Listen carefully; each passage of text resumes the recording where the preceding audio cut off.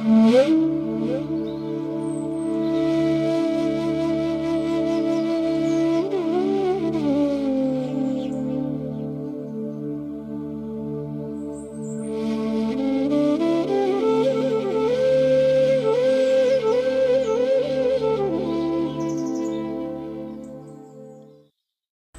নিরঞ্জনং নিত্যমনন্তরূপং ভক্তানুকম্পধৃতবিগ্রহং বৈ ঈশাবতারং পরমেশমিদ্যং তং রামকৃষ্ণং শিরসা নমামি। নমস্কার। শ্রী শ্রী ঠাকুর মা এবং স্বামীজি মহারাজকে বলুণ্ঠিত প্রণাম জানাই। আজকে আমরা বৈষ্ণব গোস্বামী সকাশে শ্রীরামকৃষ্ণ গত পর্বের অর্থাৎ 795তম পর্বের দ্বিতীয় ভাগ স্মরণ করছি।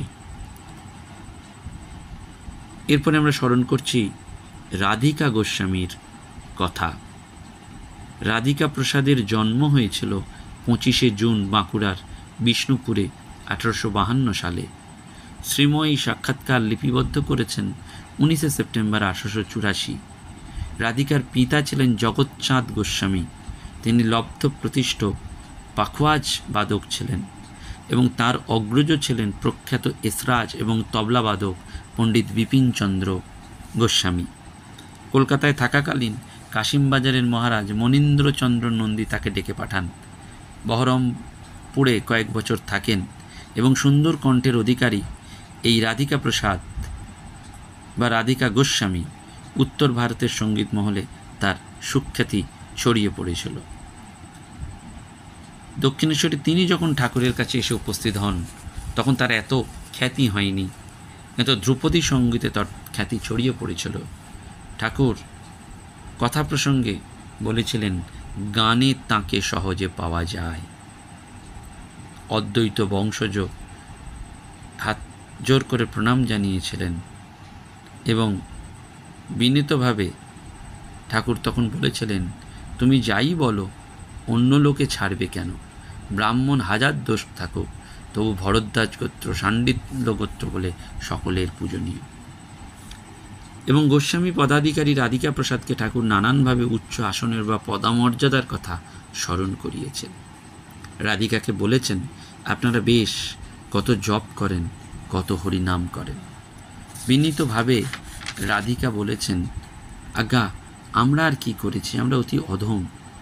ঠাকুর হেসেছিলেন, বললেন, দীনতা তো আছেই, আর আছে আমি হরিনাম করছি, আমার আবার পাপ। যে রাত দিন আমি পাপী আমি পাপী আমি অধম করে সে তাই হয়ে যায়। কি অবিশ্বাস! তার নাম করেছে সে আবার বলে পাপ পাপ। রাধিকা গোস্বামী অবাক হয়েছিলেন, কারণ এই রাধিকা গোস্বামী তিনি তো তার দাদার অনুপ্রেরণায় সুবিখ্যাত যদুভট্ট এবং বিষ্ণুপুরের সঙ্গীতজ্ঞ অনন্তলালের কাছে ধ্রুপদী শিক্ষা করেছিলেন এবং 15-16 বছর বয়সে কলকাতায় এসে বিষ্ণুপুর ঘরানার অন্য সমসাময়িকদের গায়কদের মতন তিনি সঙ্গীত শিক্ষাও করেছিলেন এবং গুরুপ্রসাদের কাছে কিছু খেয়াল গান, অর্থাৎ তিনি একটা ঘরানার মধ্যে ছিলেন। মহর্ষি দেবেন্দ্রনাথ ঠাকুর আদি ব্রাহ্ম সমাজের প্রার্থনার ভিত গড়ে তুলতে তাকে সঙ্গীত আচার্যের পদে আহ্বানও করেছিলেন এবং সুন্দর কণ্ঠের অধিকারী তিনি ছিলেন। অর্থাৎ আকরের গুণ আছেই। নেকো আমের গাছে নেকো আমি হয়, এসব রাধিকা প্রসাদ শুনেছিলেন ঠাকুরের কাছে, তাই অবাক হয়ে যাচ্ছে। শ্রীকৃষ্ণ চৈতন্য দেবের শিক্ষাষ্টকমে আছে বৈষ্ণব দীনতা এবং বিনয়। ত্রিনাদপি সুনিচেন তরোরিব সহিষ্ণুনা অমানেন মানদেন কীর্তনীয় সদা হরি। ঠাকুর এই অবতারে এসে নামের মহিমা বলছেন, কিন্তু আমি নিচের নিচ হীনের হীন, এই নিকৃষ্ট মনোভাব মানুষকে দুর্বল চিত্ত করে দেয়, সেই কথা অকপটে ব্যক্ত করে বলছেন। এবং তারপরেই ঠাকুর সেই আশ্চর্য রঙের গামলার কথা বলছেন, যে একটা চালাক লোক সব দেখে বলেছিল, তুমি যে রঙের রঙেছ আমায় সেই রঙটি দিতে হবে। অর্থাৎ ঠাকুরের মনটি যে রঙে রঙেছে, বৈষ্ণব গোস্বামীর মনটি যেন সর্বধর্ম সমন্বয়ের ভাবে রঙে যায়। এরপরেই বিজয়কৃষ্ণ গোস্বামীর কথা এসেছিল। এঁড়েদার গদাধরের পাটবাড়ি দর্শনের প্রসঙ্গ, চৈতন্যদেবের পটের সামনে সাষ্টাঙ্গ হয়ে প্রণাম করেছিলেন এই বিজয়কৃষ্ণ। রাধিকা প্রসাদ যেন চমকে উঠলেন। রাধাকৃষ্ণ মূর্তির সামনে সাষ্টাঙ্গ শুনে বললেন, সমাজে তাকে এখন নিতে পারা যায়? সঙ্গে সঙ্গে ঠাকুর বললেন, সে লোকে কি বলবে তাও তো চায় না। রাধিকা সঙ্গে সঙ্গে বললেন, অমন লোককে পেলে সমাজ কৃতার্থ হবে। ঠাকুর বললেন, আমায় খুব মানে, তাকে পাওয়াটাই ভার। আজ ঢাকায় ডাক, কাল আবার এক জায়গায় ডাক, সর্বদাই ব্যস্ত। নিরাকার ব্রহ্মবাদী এই বিজয়কৃষ্ণ ঠাকুরের সঙ্গে ওঠা বসা করছেন দেখে সাধারণ ব্রাহ্ম সমাজে তাকে পৌত্তলিক বলেছে। রাধিকা প্রসাদ সব শুনলেন। সাম্প্রদায়িকতার সংকীর্ণতা বিষয়ে তার ধারণা আরও স্পষ্ট করলেন ঠাকুর। বললেন, বিজয় অতি উদার, সরল। সরল না হলে ঈশ্বরের কৃপা হয় না। রাধিকা প্রসাদকে ঠাকুর আর কিছু কথা আছে নাকি জিজ্ঞাসা করাতে তিনি অতি বিনীতভাবে বললেন, আজ্ঞে না, দর্শন হলো, আর কথা তো সব শুনছি। ঠাকুর বললেন, ঠাকুরদের দর্শন করুন। গোস্বামী মহাপ্রভুর গুণকীর্তন শুনতে চাইলে ঠাকুর গান শোনালেন। গানের পরে বললেন, এ তো বৈষ্ণবদের হলো, যদি শাক্ত কি ঘোষপাড়ার মত আসে তখন কি বলবো? তারপরেই বলছেন, এখানে সব ভাবই আছে, যার যা পেটের সয় তেমনই মাছের রান্না, যার যা প্রকৃতি, যার যা ভাব, সে সেই ভাবটি নিয়েই থাকে। এই রাধিকা গোস্বামী প্রণাম করে বিদায় নিলেন। এবং নটবর গোস্বামী, সেইটি আমরা স্মরণ করি। হুগলি জেলার ফুলুই শ্যামবাজারের কাছে বেলেট গ্রামের অধিবাসী এই নটবর গোস্বামী, বৈষ্ণব ভক্ত। ঠাকুরের ভাগ্নে হৃদয়ের সঙ্গে 7 দিন তার ঘরে ছিলেন ঠাকুর। গোসাইজি এবং তার স্ত্রী দুজনেই ভক্তি ভরে তার সেবা করতেন। এবং এই ফুলুইতে বহু বৈষ্ণবের বাস। প্রতিদিন সংকীর্তন চলত।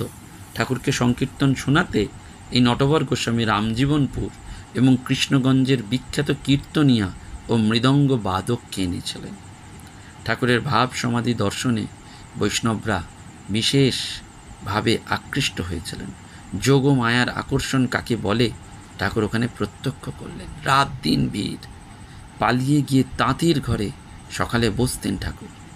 খানিক পরে দেখতেন সেখানে সবাই হাজির, খোল করতাল বাজছে, তাকুটি তাকুটি বলছে। এবং সমাধির কথা রটে গেল। 7 বার মরে 7 বার বাঁচে, পিঁপড়ের মতন সার সার লোকে লোকারণ্য। গোসাইরা সব এলো ঝগড়া করতে, ভাবলো তাদের পাওনা গন্ডা ঠাকুর সব নিতে এসছেন। দেখলো এক গাছা সুতোও ঠাকুর নেননি। পরীক্ষা করেছিলেন গোসাইরা, মালা নেই, তিলক নেই কেন? ওদেরই একজন বললেন, নারকেলের বেল্ল আপনা আপনি খসে গেছে, অর্থাৎ সিদ্ধাবস্থা। এই উপমাটি ঠাকুর ওখানে শিখেছিলেন। পরে কথায় কথায় সেটি ব্যবহার করতেন। অর্থাৎ শ্রী চৈতন্য প্রবর্তিত গৌড়ীয় বৈষ্ণব ধর্ম যুগপ্রবাহে যখন সংকট এবং বহু বাধাবিঘ্ন অতিক্রম করছে এবং ধর্ম সাম্প্রদায়িকতার সংকীর্ণতায় যখন ক্ষীণ স্রোত হচ্ছে, তখনই ঠাকুর এসেছিলেন। শ্রী চৈতন্যদেবের জীবে দয়াকে কাল উপযোগী করে বাস্তবমুখী এবং সমাজ হিতকর করেছেন ঠাকুর। তার সংশোধিত রূপ দিয়েছেন শিবজ্ঞানে জীবসেবার মন্ত্রের মধ্যে দিয়ে। আর স্বামীজি সারা বিশ্বের ধর্মজগতে এই অভিনব ঈশ্বর উপাসনার মন্ত্রটি প্রচার করেছেন। তাই রামকৃষ্ণ মঠ মিশনের মূল মন্ত্রই হয়েছে আত্মনমোক্ষার্থং জগদ্ধিতায়চ। অর্থাৎ সকল মত এবং পথের এখন বর্তমানে কিন্তু অত্যাবশ্যকীয় অঙ্গ হয়েছে নারায়ণ জ্ঞানে সেবা, আর্ত দিনহীন ব্রাত্যজনের সেবা এবং মাতৃজ্ঞানে ঈশ্বর আরাধনার শুদ্ধতম পথ।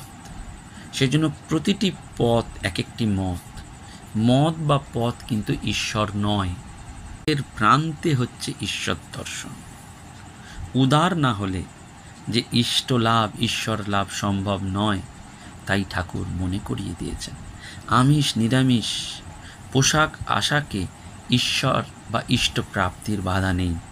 সেজন্য ঠাকুর বারবার বলেছেন, পান তামাক ছাড়লে কি হবে, কামিনী কাঞ্চন ত্যাগী ত্যাগ। অর্থাৎ যুগাবতারের যুগোপযোগী এই মাতৃভাবে ঈশ্বর সাধনা হচ্ছে সহজতম শুদ্ধতম পথ। This is the spiritual sayings of Sri Ramakrishna. সেই জন্য বৈষ্ণবরাও তার কাছে এসেছেন এবং ভগবান শ্রীরামকৃষ্ণের কাছে যারাই এসেছেন তারাই অদ্ভুতভাবে এই আকর্ষণটা অনুভব করেছেন। আমরা মাদার সেভিয়ারের কথা জানি। মাদার সেভিয়ারের ছিল ঠাকুরের প্রতি গভীর ভক্তি শ্রদ্ধা। একবার তাকে জিজ্ঞেস করা হয়েছিল যে তিনি নিজে অদ্বৈতবাদী হয়েও শ্রীরামকৃষ্ণকে কিভাবে দেখেন, কারণ এই শ্রীমতী সেভিয়ার হয়ে উঠেছিলেন the mother of Mayavati, mother saviour. আমরা জানি যে স্বামীজির যে মায়াবতী, সেইটির মধ্যে ব্রিটিশ দম্পতি মিস্টার এবং মিসেস শার্লট সেভিয়ার ছিলেন বিশেষ উল্লেখযোগ্য। তারা স্বামীজির এই স্বপ্নকে চরিতার্থ করার জন্য জীবনকে উৎসর্গ করেছিলেন। সেই তাকে জিজ্ঞেস করা হয়েছিল যে তিনি তো নিজে অদ্বৈতবাদী, ঠাকুরকে কিভাবে দেখেন। মাদার সেভিয়ার বলেছিলেন, এখনো পর্যন্ত এই ধরাধামে যতজন নিষ্কলঙ্ক সর্বগুণান্বিত মানুষের আবির্ভাব ঘটেছে, সকলের মধ্যে শ্রীরামকৃষ্ণ তাকেই আমি সর্বশ্রেষ্ঠ বলে বিবেচনা করি। এবং সেই জন্য রামকৃষ্ণ সংঘের যে প্রধান কার্যালয় বেলুড় মঠের নির্মাণ কার্য মাদার এক বিশাল অঙ্কের অর্থ প্রদান করেছিলেন। একদম সেই জন্য আমাদের বারবার মনে হয় যে এখনো পর্যন্ত ধরাধামে নিষ্কলঙ্ক এবং সর্বগুণান্বিত যত মানুষের আবির্ভাব ঘটেছে তাদের মধ্যে শ্রেষ্ঠ। এই জন্যই বৈষ্ণব সকাশে অর্থাৎ রাধিকা গোস্বামী, নটবর গোস্বামী, নবদ্বীপ গোস্বামী, অজ্ঞাতনামা গোস্বামী তারা সবাই অনুভব করেছেন যে এই জীবকে ভক্তি শেখানোর জন্য যেমন চৈতন্যদেব এসেছিলেন, এবারেও ঠাকুর। সেই জন্য মাস্টারমশাই যখন সেই উপলব্ধিটি ব্যক্ত করেছেন যে যীশুখ্রিস্ট, চৈতন্যদেব আর আপনি এক ব্যক্তি, ঠাকুর নিজ মুখে স্বীকার করেছেন, বলেছেন এক বই কি তিনি, অর্থাৎ ঈশ্বর দেখছো না যেন এর উপর এমন করে রয়েছে বলে নিজের শরীরের ওপর অঙ্গুলি নির্দেশ করে জানিয়ে দিচ্ছেন। অর্থাৎ আমাদের এই জন্য বারবার বুঝতে হয় যে ঈশ্বর শুধুমাত্র সাকার নন, আবার তিনি নিরাকারও নন, অখণ্ড সচ্চিদানন্দ। বেদে তাকে সাকার নিরাকার দুই বলা হয়েছে। ভক্তি হিমে সচ্চিদানন্দ সাগরে সাকার মূর্তি, আবার জ্ঞান সূর্য উঠলে বরফ গলে জল। সেজন্য কোনো কোনো ভক্তের পক্ষে তিনি নিত্য সাকার, আবার এমন জায়গা আছে যেখানে বরফ গলই না, স্ফটিকের আকার ধারণ করে। শ্রীরামকৃষ্ণ গোস্বামীরা তার কাছে এসে সেই বার্তাটাই নিয়ে গিয়েছিলেন। করুণাময় শ্রীরামকৃষ্ণের দিব্য সঙ্গে প্রতি মুহূর্তে তারা যেন অনুভব করেছিলেন যে ভগবানের সমস্ত অবতারের মধ্যে যেমন মনুষ্য অবতার শ্রেষ্ঠ, তেমনি এই সমস্ত অবতারগণের মধ্যে অবতার বরিষ্ঠ হচ্ছেন ভগবান শ্রীরামকৃষ্ণ পরমহংসদেব, যিনি এই যুগের ওই নিত্যানন্দের খোলে চৈতন্যের আবির্ভাব।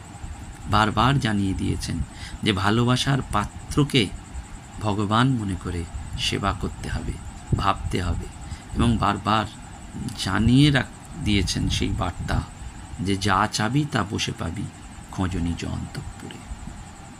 তাকে খুঁজতে হবে, তার কৃপাতেই তাকে খুঁজতে হবে, তার কৃপাতেই তাকে জানতে হবে। হয়তো তাকে খুঁজলে আমরা পাবো না। বিখ্যাত কথা সাহিত্যিক শ্রী সঞ্জীব চট্টোপাধ্যায় মহাশয় আমাকে বলেছিলেন, ঈশ্বরকে খোঁজার চেষ্টা করো না, ঈশ্বরকে পাওয়ার চেষ্টা করো। এই ঈশ্বরকে পেতে গেলে আমাদের বারবার সেই বোধ, সেই ভাব, সেই ভালোবাসায় পৌঁছতে হবে। নমস্কার, ধন্যবাদ। প্রাণারাম প্রাণারাম প্রাণারাম প্রাণারাম প্রাণারাম প্রাণ